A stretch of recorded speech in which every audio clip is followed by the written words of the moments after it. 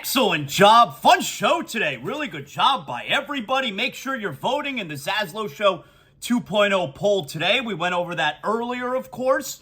We got the Heat back in action tonight. Everybody knows that. Let me tell you about Doctors on Call 365. You guys know I love Doctors on Call 365 because if I'm not feeling well, I know I can get on the phone right away and I can get Doctors on Call 365, South Florida's urgent care that comes to you. They'll be at my home lickety-split. That's right, lickety-split. I said it. 786-577-9302. If you're not feeling well, you think maybe you got COVID, maybe you got flu, you need to get a test. Strep test, yeah. Doctors on Call 365, they're doing all of it. And they're coming to your home, your office, wherever you're at. The convenience where you get to stay in your bed because you're sick, you have a fever. No one wants to sit in the emergency room and wait for hours. And then when you're finally seen, your copay, it's going to be more than what you're going to pay out of pocket for Doctors on Call 365 to come to your home. Based in Broward County, serving all of Broward, Miami-Dade County, Southern Palm Beach as well. Like I said, most insurances are charging emergency room copays and fees for urgent care visits. So in the end, you're likely going to pay less for treatment in the comfort of your own home. And this way, you don't need the stress of not feeling well and getting in the car and waiting wherever you're going. Convenience, that's the key. Whatever you need, IV fluids, vitamin therapy, blood drawn, maybe you need a prescription filled or refilled. Doctors on Call 365, South Florida's urgent care that comes to you. DoctorsOnCall365.com. You'll get someone on the phone immediately, 24 hours a day, 7 days a week. No answering service. You're going to talk to a live person, and then you're going to get the doc at your home. 786-577-9302. If it's an emergency, you got to call 911. Otherwise, 786-577-9302. Let's get to big deal or not a big deal. Yes! Big deal or not a big deal. You know how we do it. We recap some of the big stories in the sports or just in the world. You know, I don't know. I can't tell what's going to happen or not. We're going to cover it all. If we don't get to it throughout the show, we're going to make sure we fit it in by the end of the show.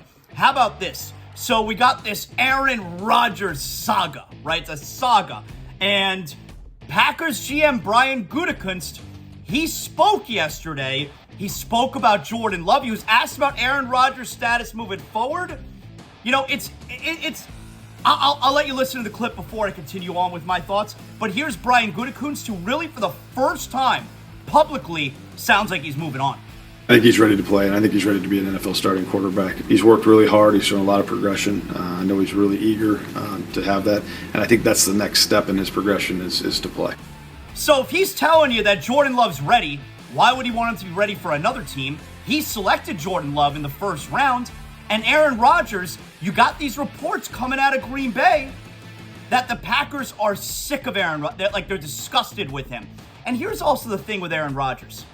For a guy last year or a couple years ago, his big hang-up was he wants to be more involved in the process, wants to be more involved, have more of a say in what's going on. Does a guy who goes and retreats on a douchebag darkness retreat sound like a guy who's involved and communicating with the team as far as what's next? He's a big phony, Aaron Rodgers. The Packers, that's the GM for the first time, speaking out loud publicly in front of microphones and cameras, making it sound like they're not sure if they're going to have Aaron Rodgers back. Aaron Rodgers, I think he's done in Green Bay. I think he's done. That's a big deal right there. Big deal or not a big deal. Tonight, Kevin Durant is going to make his long-awaited return and debut for the Phoenix Suns. He's been out, the last month and a half, 2 months with an MCL sprain. He's going to debut tonight for the Phoenix Suns as they're taking on the Charlotte Hornets. The Suns, they need him because you look at this Western Conference. The Suns are fourth right now at 33-29. They're 4 back in the loss column of number 3 Sacramento, and they're 1 up in the loss column on Golden State, who now all of a sudden is surging. So the timing is perfect for the Suns to have him debut. Kevin Durant in a Suns uniform tonight, that's a big deal. Everybody's looking forward to what that's going to look like. I'm looking forward to that. All right, big deal or not a big deal? Last night, the Dallas Mavericks, they were at home taking on the Indiana Pacers. Score was 124-122. Pacers were up big earlier. Mavericks mount a comeback, and they had a chance at the very end to either tie or win the game. Who did the Mavericks put the ball in the hands of? Not Luka Doncic.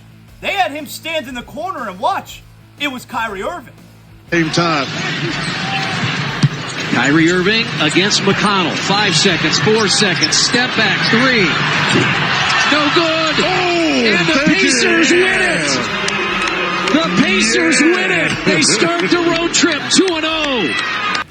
I don't get it. It's not Kyrie's team. Kyrie was traded there. He should be fitting in. You're not allowing Luka Doncic is not touching the ball again on a final possession. He's spotting up in the corner, just standing there and watching. Kyrie misses at the buzzer. The Mavericks now 1-4 with Kyrie Irving and Luka Doncic playing together. They're in trouble. That's a big deal. The Mavericks now are 32-31.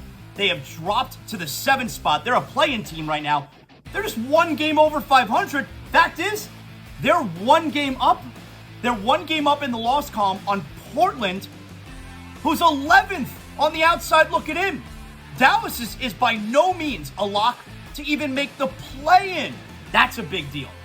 Big deal or not a big deal? Got a little hockey for you. The NHL trade deadline's on Friday. I'm very pumped about that Panther win last night for sure. But the Rangers yesterday traded for longtime winger for the Blackhawks, Patrick Kane. He's going to play in a different uniform besides the Blackhawks for the first time ever as the Rangers. They're loading up for the playoffs. Hurricanes made a trade. They're loading up. Maple Leafs made a trade. They're loading up. Everyone in the Eastern Conference is loading up, and the Panthers are fighting for a playoff spot. The Panthers don't really have the ammunition, I don't believe.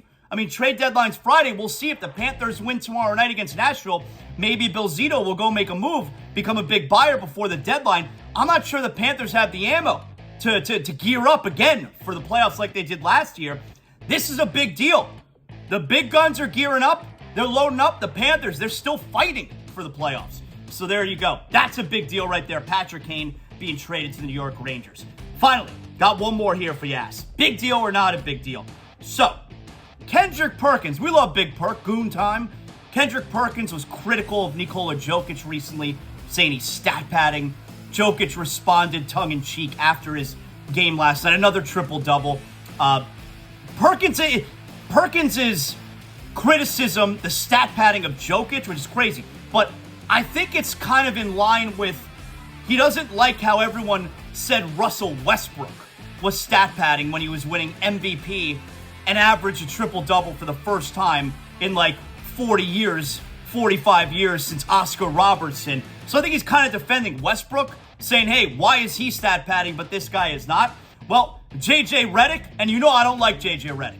JJ Redick, he wasn't having it yesterday on First Take. Do you agree with Perk on the idea that Jokic is stat padding? Love Perk. I strongly disagree with this. And look, I've never been Nikola Jokic's teammate. If you ask anyone that's been around him, heck, I did it on Sunday night with Michael Malone. Nikola Jokic does not care about stats, does not care about averaging a triple-double. Nikola Jokic, I hate to tell everyone, doesn't care about winning an MVP. He cares about winning a championship. The idea that he's stat padding. Coach Malone, this is how he described the game. This is how he described Nikola Jokic's game. He doesn't fight the game. He just makes the right play every time. He compared his basketball IQ to LeBron. This is not a guy that cares about stat padding, Perk. And the best argument I can make of why this is such a ludicrous statement, they're 23-0 when he has a triple-double. Going back to last year, they've won 28 games in a row when he has a triple-double. If we're going to make up narratives about players, like, I know Perk is on this Joel Embiid's the MVP rant. I know he's on this thing. But, like, let's not make up a narrative about a player that is just so unbased in reality. Perk, I love you, but no. So, like I said, I like Goon Time Kendrick Perkins, all right? But I can't side with him on this one. Like I said, I think he's more defending Westbrook and the criticism that Westbrook used to get for compiling, he's stat chasing, getting those triple-doubles. I don't like JJ Redick, but he's right about this. Nikola Jokic's team is in first place. Russell Westbrook that season where he won the MVP and averaged a triple-double for the first time since Oscar Robertson. His team, they were a surprise team. Remember, I think that was the first year that Durant had left. Westbrook, his team was 6th. The Thunder were 6th. Jokic's team is first. And here's the kicker. Like JJ said, they never lose when Jokic has a triple-double. They never lose when he has a triple-double. So, again, I think Perk's argument is less about Jokic compiling stats and more about why did you say this about Westbrook and you don't feel that way about Jokic. And I feel him on that. That makes sense to me, but I don't agree with the premise there. Jokic, I mean, it's all about wins, right? They're in first place. They never lose when he gets the triple-double. He's probably going to win his third MVP in a row. He's clearly one of the all-time great players, even if he's boring. That's a big deal right there.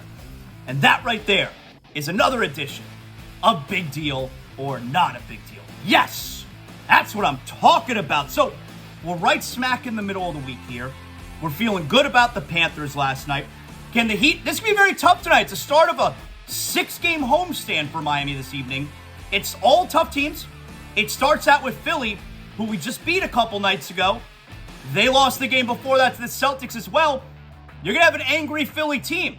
This is a very tough game for Miami tonight. But we're going to learn. We're going to find out about this Heat team tonight. Jimmy was tired of losing. All right. It's one thing to get one win. Can we now get 2 straight real good wins? Can we get a Panther win last night, followed by a Heat big win tonight? And then we start the show tomorrow feeling really good and looking forward to Panthers back at home against the Predators. I don't know. I can't predict the future, but I'm excited about this game tonight. Thanks to everybody who hung out with us today. Make sure you like, you rate, you comment. You do all that good stuff. I love you long time. Love our new sponsor, Broward Meat and Fish.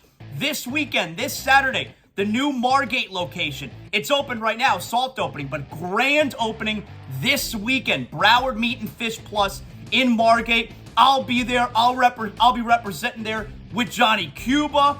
We're going to have a great time from 10 a to 4 p. Live music, food, drinks. Broward Meat and Fish. Love having them on board here on ZASLOW Show 2.0. Our newest sponsor. Love you long time. We'll talk to you on ZASLOW Show 2.0 tomorrow.